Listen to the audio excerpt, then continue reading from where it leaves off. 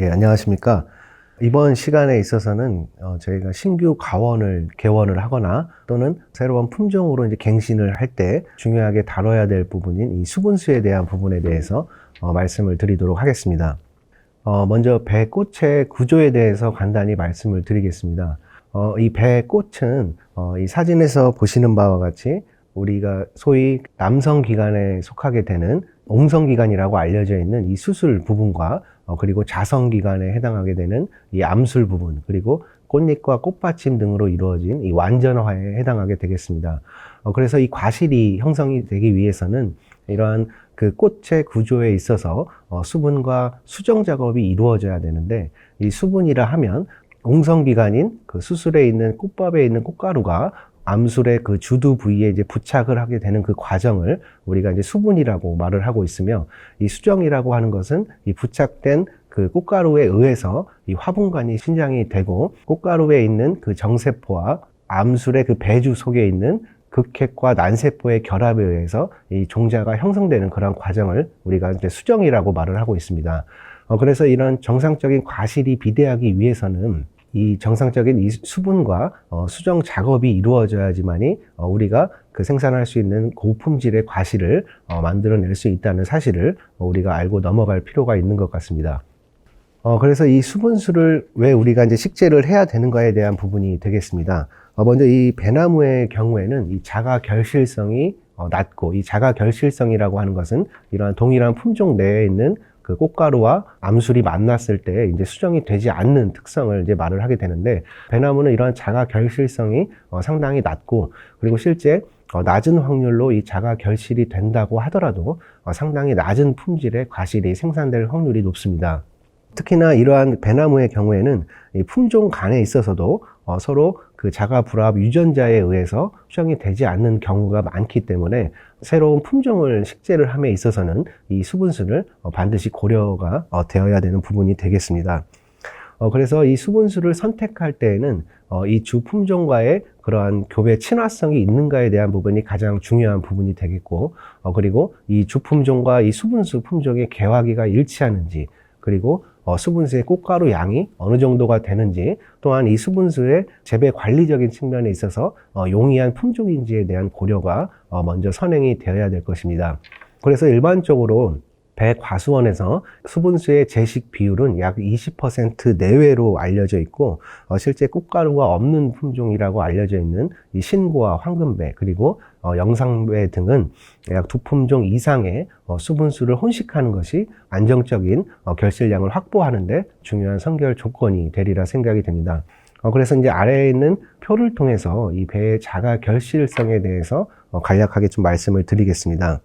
이 그림에서 가운데에 있는 사진을 보시면은 암술 부분은 이 신고 품종이 되겠고, 이 꽃가루 부분은 이 장심량이라는 품종이 되겠습니다. 각 품종명의 아랫부분에 있는 영어 알파벳 S와 숫자는 자가 불화합성을 나타내는 영어 알파벳 S가 붙어 있고, 그리고 각각의 다른 유전자향을 뜻하는 숫자가 같이 기재가 되어 있는 것을 확인을 해볼 수가 있습니다. 그래서 이제 과거에 이 신고 품종이 주품종이 상당히 많기 때문에 이 장식랑이라는 품종을 이제 수분수로서 이제 많이 활용이 되어 왔는데, 이 두 가지 품종의 경우에는 S3이라는 그 유전자형이 중복이 되기 때문에 이러한 경우에는 약 50% 확률로 수정이 되지 않을 확률이 상당히 높은 품종이 되겠습니다. 그래서 최근에 와서는 유전자형이 완전히 중복이 되지 않는 이 추황배를 수분수로서 많이 이제 활용을 하시는 것을 알 수가 있고, 특히 이렇게 유전자형이 서로 다른 품종을 식재를 함으로써 더 높은 품질을 가지는 그런 과실을 생산할 수 있는 그러한 체계가 잡혔다고 할 수 있을 것 같습니다. 2장에서 말씀드렸다시피 이 설원과 신고 품종의 경우에는 유전자형이 완전히 중복이 되기 때문에 수정이 되지 않는다는 것을 우리가 참고를 해볼 수 있을 것 같습니다.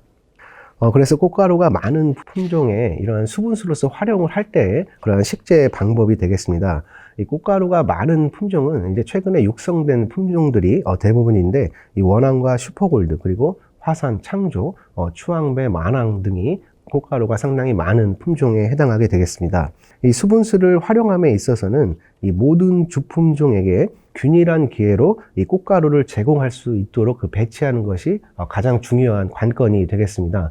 그래서 과거에는 이 단일 품종을 식재했을 경우에는 수분수를 식재를 하지 않는, 중간에 있는 그림의 가장 왼쪽 편에 있는 것과 같이 수분수를 활용하지 않는 경우도 있었고, 그리고 이제 두 번째 가운데 사진에 있는 것과 같이 수분수의 배치를 주품종 제식열의 사이사이에 배치를 함으로써 1번 수분수의 그 결실을 위해서 2번 수분수를 소수만 식재하는 그런 형태가 많이 이루어져 왔습니다. 이제 최근에 와서 이제 개선된 방안으로서는 이 주품종과 함께 두 가지 품종 이상의 수분수를 식재하는 것이 이제 권고가 되고 있고, 이러한 주품종의 결실 안정뿐만이 아니라 1, 2번의 그 수분수에 있어서도 결실을 확보할 수 있는 그러한 개선안이 추천이 되고 있는 상황입니다. 그리고 이제 두 번째는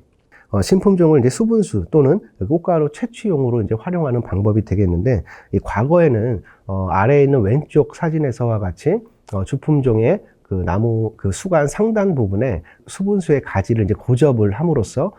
수분수로 이제 활용을 하는 그런 방안이 많이 현재까지도 사용이 되고 있습니다. 하지만 이런 경우에는 그러한 고저 품종으로 사용했던 품종이 주품종의 이제 햇빛을 가리게 되거나 빠른 생장을 통해서 이 병해충 관리 등 이 재배 관리가 상당히 어려운 측면이 있기 때문에 최근에 와서는 꽃가루 채취용 이 품종으로서 가원 주변에 골고루 배치하는 그러한 개선안이 권고가 되고 있는 상황입니다.